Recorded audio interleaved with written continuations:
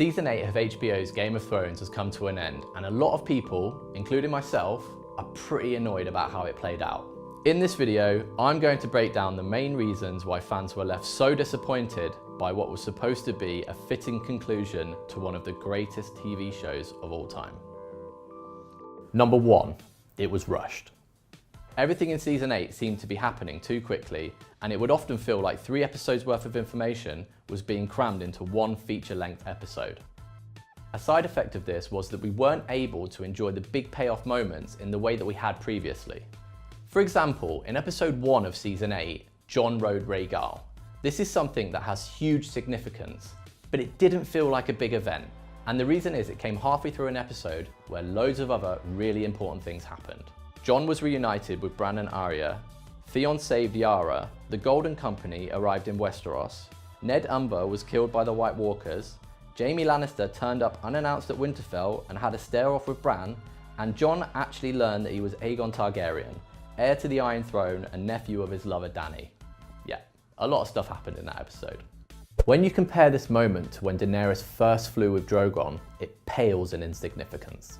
It was the climax of Season 5, Episode 9, and was part of a tense 9.5-minute scene where Daenerys was ambushed by the Sons of the Harpy in the fighting pits of Meereen. Drogon, who was previously missing, swooped down to protect Dany before she climbed on its back and flew away.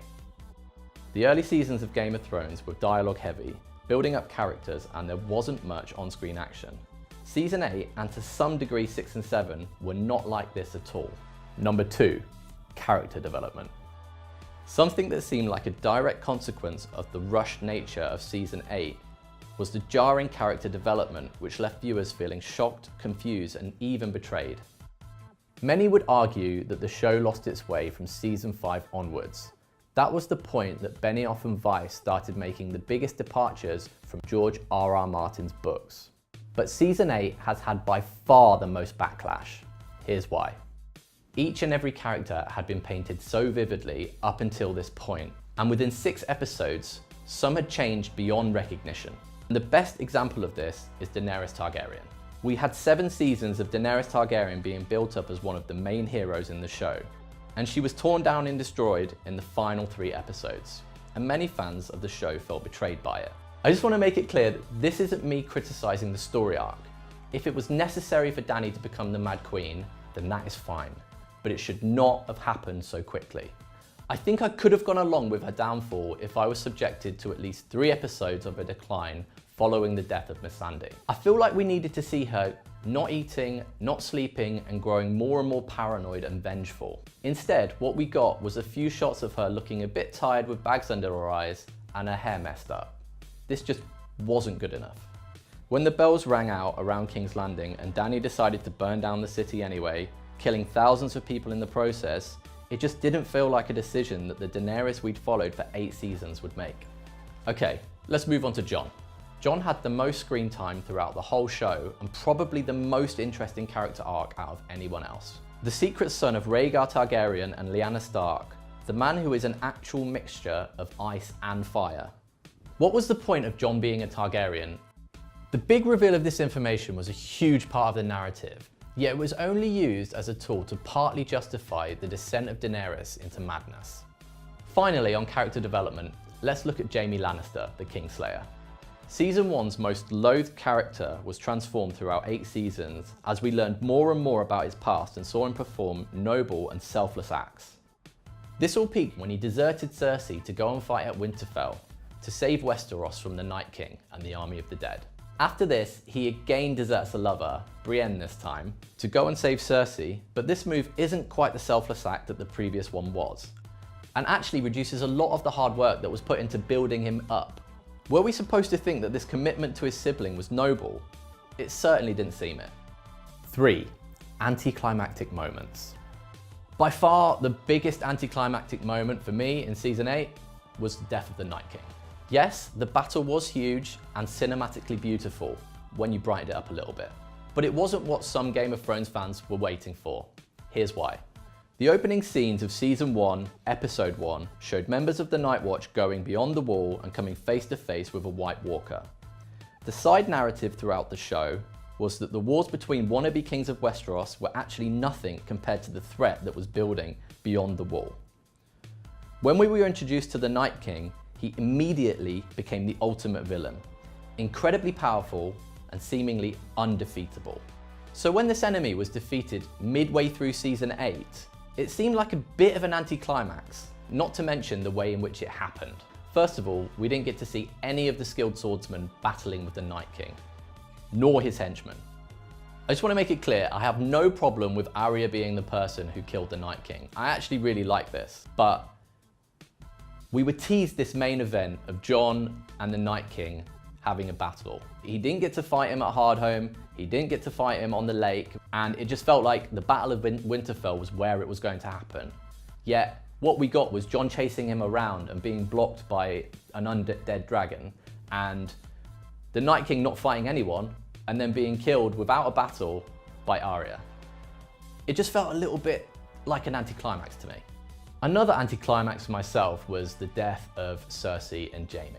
The story arc of the sibling lovers threatened more than once to end in betrayal or murder, but in the end the two were killed by falling rocks while trying to run away from Daenerys and Drogon's fire frenzy on the Red Keep. A little bit of a letdown. Another anticlimax was Jon ending up back at the Night's Watch. I know this is a circular story and George R.R. Martin does like those, but it didn't feel like it was what his character deserved. Jon had an epic storyline with his true heritage revealed as Aegon Targaryen, but it all came to nothing and he found himself back at Castle Black going ranging with the wildlings. Despite Arya killing the Night King, I do feel like she was underused in this series. Since killing the Freys, we never saw her use her faceless training again, which could have been for some more interesting viewing than seeing her ride off on a random white horse. It was pretty anticlimactic for myself that the Unsullied and the Dothraki just left. The final episode shows the Unsullied and Dothraki armies hyped for more wars at the start, but ends with them leaving in boats, watching the person who killed their queen walk past, without doing anything. They say time's a healer, but I'm not sure it works wonders like that. 4. Plot holes. Season 8 was Game of Thrones' final season, so all of the loose ends should have been tied up and the audience shouldn't be left asking questions, right? Wrong. Here are just a few that are keeping me up at night. So what about Bran becoming king? As much as I personally like this twist, it was a little unbelievable due to the way that it happened, especially when all the people deciding seem to have a far more obvious choice. Tyrion loves stories, right? And who had a better story than Bran Stark? How about Jon? Jon went from Stark bastard to Lord Commander to King in the North. He was literally killed and resurrected. He was the prince that was promised, who slayed his lover for the good of the realm. Nah, let's send that guy to the Night's Watch where he can watch over... what exactly? No one even talked about him as a possibility when they were choosing the next leader of Westeros. The reason for this? It was part of an agreement to please the Unsullied and Yara Greyjoy, who felt that Jon should be punished for killing Daenerys. While this is understandable to a certain degree, it feels hollow, as the Unsullied are seen minutes later boarding a ship to the Isle of Narth, and the Greyjoys were not a powerful enough house to demand this sort of respect from the other lords of Westeros. Sansa and Arya both had great stories worthy of becoming queen, but again, neither of them were mentioned. So Bran became king, but how can the Three-Eyed Raven actually become king anyway? Bran went from the strange, emotionless person who would stare blankly before saying something that made others feel uncomfortable to the king of Westeros, and none of the characters even batted an eyelid. The last Three-Eyed Raven lived north of the wall and merged with a tree. Why is Bran so different? That's just another thing that isn't explained. Who is the Prince of Dawn? How did he come to power? And why are the Martells suddenly so unimportant in Season 8, despite being such a big focus of earlier seasons? And finally, why does the Night's Watch even exist anymore? The White Walkers are wiped out, wildlings are allies, the wall is destroyed near Eastwatch, and various castles along the wall are unmanned. Is there any point in restoring them? 5. Forgotten characters. It became very clear in the final seasons that a few characters really served no purpose to the final outcome of the show. Where's Jaqen H'ghar? The Faceless Man is one of the characters who trained Arya Stark. At the end of season 6, he let her go back to Westeros, and we haven't heard from him since. What about Daario Naharis? The former lover of Daenerys was left in Meereen at the end of season 6 to keep an eye on the city. We never heard from him again. Surely his men could have been used in the battle against the dead. Apparently not. And what about Ellaria Sand? At the end of season 7, Ellaria Sand was left to watch her daughter die in front of her in the Red Keep. We never saw or heard from her again. 6. Unrealistic events. Yes, I am going to go there. In a show about dragons, magic, and the undead, I'm going to call out some unrealistic things that happened. Don't worry, the irony isn't lost on me. First of all, let's talk about how far Arya must have had to jump to kill the Night King. Yep, that looks like a long way. I know she has skills, but that seems silly. How about when Dany didn't see Euron's ships from half a mile high? This unlikely ambush resulted in Rhaegal being killed and Dany's chances of taking King's Landing being reduced. One of the positives about having a dragon should be that you can see things coming. Apparently not.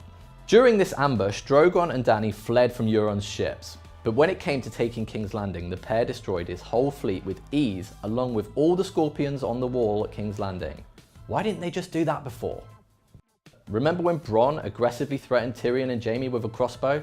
Well, apparently that was forgiven pretty easily following the burning of King's Landing. What about Undead Viserion? So Undead Viserion burned through the wall which had protected the Seven Kingdoms for years, but he couldn't burn through a mound of stones to kill Jon Snow. So number 7, the changing of the main villain.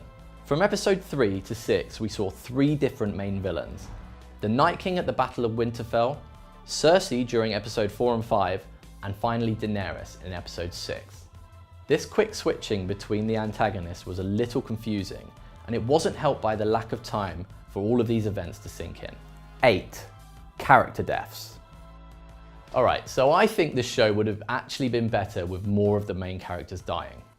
Game of Thrones lost a lot of its unpredictability when it was drawing to a close. The show has done it over and over again, killing main characters. Yet it seemed pretty obvious that the key characters were going to survive the Battle of Winterfell, as it was clear that their storylines still needed to play out. I never felt like there was a danger that Jon, Dany, Tyrion, Sansa, or Arya might die in the battle, which is something that just wouldn't have happened in previous seasons. 9. Continuity mistakes. Yes, this season had quite a few. The most memorable was the coffee cup in plain sight on the table after the Battle of Winterfell. There were also 2 modern-day water bottles on the floor in the scene before Bran is named king. Something that many fans noticed is the inconsistency of the way that King's Landing was depicted. All of these are apparently the same city, yet they don't look anything alike. And finally, eagle-eyed viewers spotted that Daenerys was wearing different wigs when she arrived at Winterfell in season 8, episode 1. Let me know in the comments if you think I missed anything or if you disagree altogether.